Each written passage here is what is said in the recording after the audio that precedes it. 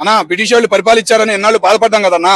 British వాళ్ళు పరిపాలించారు, వాళ్ళని ఏం చేయలేకపోయామని ఎన్నాళ్ళు బాధపడ్డాము. ప్రపంచం మొత్తం మళ్ళీ భారతదేశం వైపు, మా బాలయ్య వైపు డిసెంబర్ 5వ తారీఖు చూడబోతుందన్నా. ప్రపంచం మొత్తం దద్దరిల్లా పోతుంది. బాలయ్య బాబు డైలాగులు గాని అమ్మ అమ్మ అమ్మ అమ్మ మా కుంభమేళ మొన్న జరిగింది యూపీలో అనుకుంటున్నామన్నా. రేపు డిసెంబర్ 5వ తారీఖు ప్రపంచం మొత్తం కుంభమేళ జరగబోతుందన్నా. ప్రతి థియేటర్ ఉందన్నా, గల్లీ గల్లీకి జరగబోతుందన్నా, ప్రతి గల్లీలో జరగబోతుంది. సూపర్ అనిపించింది అన్న. శివ తాండవం ఆడాడన్న బాలయ్య బాబు. డైలాగ్ ఒక్కొక్క డైలాగ్ ఏంటంటే అన్నా అమ్మా అమ్మా అమ్మా అమ్మా అమ్మా నిద్ర పడతలేదన్నా. అది మా తెలుగు మాస్టర్కి ఫోన్ చేశానన్న పొద్దున్నే. ఏం సార్ విన్నారంటారు, ఏ బాలయ్య అన్నాడన్న. ఆయనకి 91 అన్న. ఇదిరా తెలుగు అంటే, ఇదిరా తెలుగు పదం, ఇదిరా సనాతన హైందవ ధర్మం, ఇదిరా అని ఆయన అంటుంటే చాలా హ్యాపీ అనిపించింది అన్న. మా ఫ్రెండ్స్ కూడా అందరూ వస్తున్నారు హైదరాబాద్, కలిసి చూడబోతున్నాం బాలయ్య సినిమా. ఒక్కసారిగా చెప్పాలంటే జై బాలయ్య అనే కాదన్న, మన ధర్మం. చాలా బాగుందన్న. మళ్ళీ సెంటిమెంట్ కూడా చాలా బాగుంది. ఆ సెంటిమెంట్ డైలాగ్ కూడా చాలా బాగుంది. సూపర్ అన్న. బాలయ్య గారు ఒక లుక్ అనిపించింది. తాండవం అన్న ఒక రంగా చెప్పాలంటే రేపు డిసెంబర్ 5వ తారీఖు.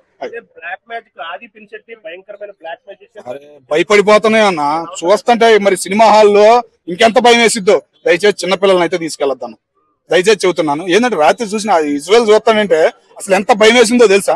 ఆ చేతి నుంచి వస్తున్నాయి తలలు. అబ్బా తాండవం అన్న సూపర్ అన్న. విలన్ గాని మన బోయపాటికి చరిత్ర అన్న. రాజమౌళి గారు బాధపడాల్సిందే అన్నా. డైలాగ్ అన్న, ప్రపంచం పటంలో దేశం చిన్నదిగా కనపడుతుంది, కానీ అదే దేశంలోకి అడుగు పెడితే తాండవమే, అఖండ తాండవమే. నా సొంత డైలాగ్ అన్నది, బాల డైలాగ్ కాదు.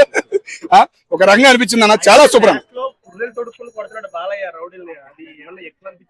నిన్నటి నుంచి చలి తగ్గింది అన్న హైదరాబాద్ లో, తెలుసో లేదో.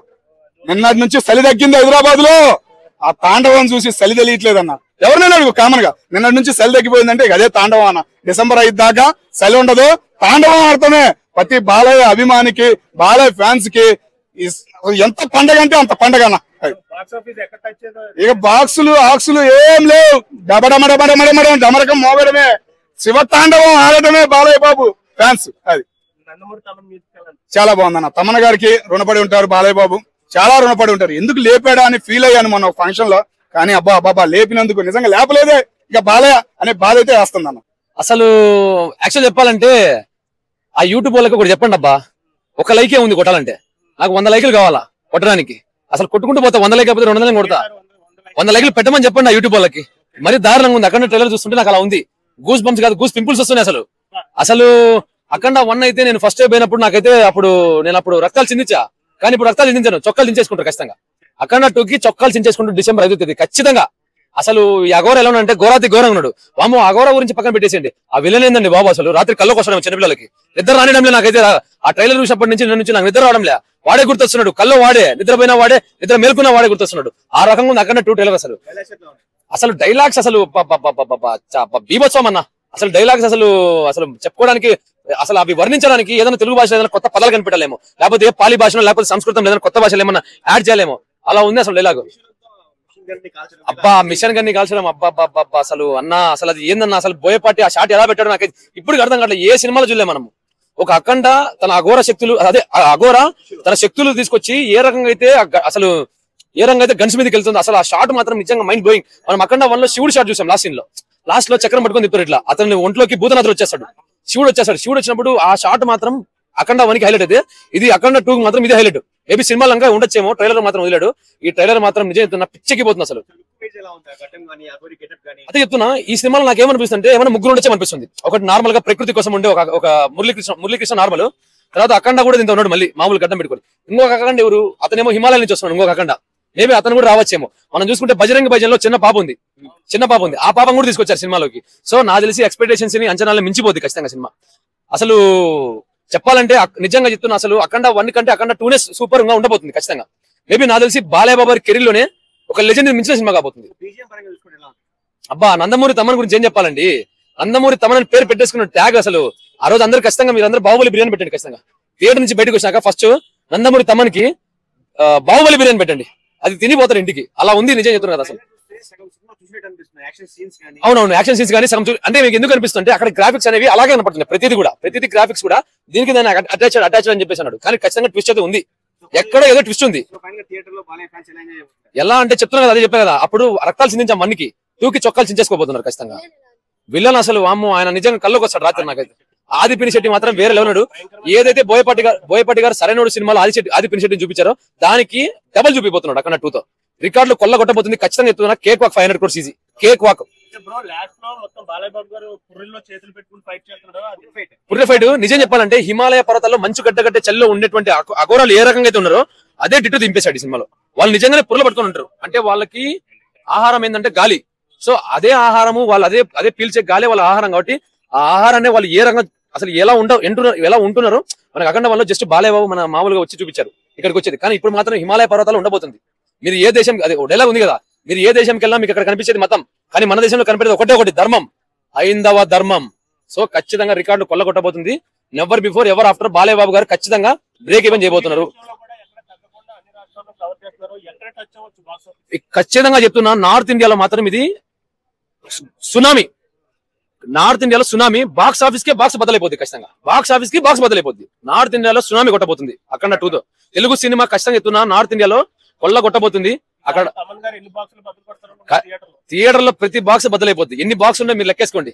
ఆడ బాక్స్ ఆఫీస్ లో కాదు, ఎన్ని బాక్స్ ఉన్నాయి అన్ని బాక్స్ బదలైపోతాయి ఖచ్చితంగా. ఖచ్చితంగా మీరు చెప్తున్నారు కదా, వెళ్ళేటప్పుడు ఖచ్చితంగా ఏదైనా దూదులో కాటన్ పెట్టుకోండి. నా మాటిని దయచేసి పెట్టుకోండి పోండి, లేకపోతే మీ చెవులోంచి రక్తం వస్తుంది. తర్వాత ఎవరు బాధ్యత కాదు. మీకు మళ్ళీ హాస్పిటల్ బిల్లు కూడా ఏరు. రమణ్ గారు చెప్తున్నా ముందే. మళ్ళీ ఆ హీరో వాళ్ళు ఏదంటే మీ విజ్ఞప్తిగా వదిలేస్తున్నా. ఖచ్చితంగా చెవులోంచి రక్తం వస్తుంది, కంట్లోంచి నీళ్ళు కాదు, కంట్లోంచి కూడా రక్తం వస్తుంది. ఖచ్చితంగా ఆ రకంగా ఉండబోతుంది బీజం.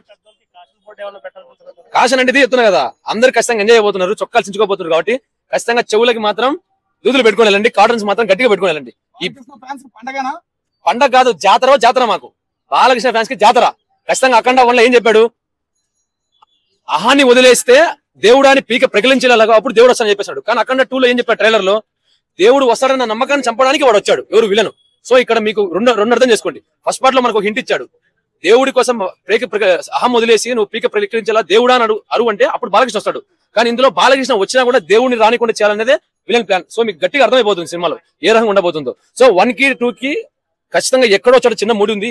నాకు తెలిసినంత వరకు ఇక్కడ ఉంటే ముగ్గురు బాలకృష్ణ ఉండొచ్చు అనుకుంటున్నాను నేనైతే. ఎందుకంటే ట్రైలర్ లో ముగ్గురు చూపించారు, మూడు వేరియేషన్లు. ఖచ్చితంగా బజరంగ భాజన్లో ఎవరైతే ఆ పాప ఉంటుందో ఆ పాపది కూడా ఖచ్చితంగా అక్కడి నుంచే మూవీ టర్న్ అయిపోతుంది. అక్కడ ఆర్మీ వాళ్ళతో ఫైట్ మాత్రం ఒక లెవెల్ ఉండబోతుంది. ఒక dialogue, how dare my gods order test up అని చెప్పేసి డైలాగ్. అదే చెప్తున్నా కదా, అసలు ఆయన ఏంది, ఆయన దేవుడికి నేను ఆయన ఏం చెప్పాడు, మీరు ఆ దేవుడి కోసం వెతుకుతారు, నేను ఆ దేవుడితోనే కలిసిపోతాను చెప్పేసి అఖండ 1లో అన్నాడు కదా. అంటే ఆయన దేవుడితో కలిసిపోతున్నాడు. మీరు వెతికేది ఆయువు, మేము వెతికేది మృత్యు అంటే ఏంది, ఒక అఘోర ఎలా ఉంటుండో ఆ అఘోర పార్ట్ 1లో చెప్పేశాడు. సో పార్ట్ 2లో మీకు కంక్లూజన్ అనమాట, నేను ఇక్కడ నుంచి వచ్చాను, హిమాలయ పర్వతాల్లో మేము ఉంటాం, అక్కడ మా పరిస్థితి ఇలా ఉంటుంది, మాకు శివనామమే మా ఆహారం, ఊపిరే మాకు ఉప్పెన, ఆ ఊపిరితోనే మేము బతుకుతాం. సో అక్కడ అంతా చూపిపోతున్నాడు ఖచ్చితంగా.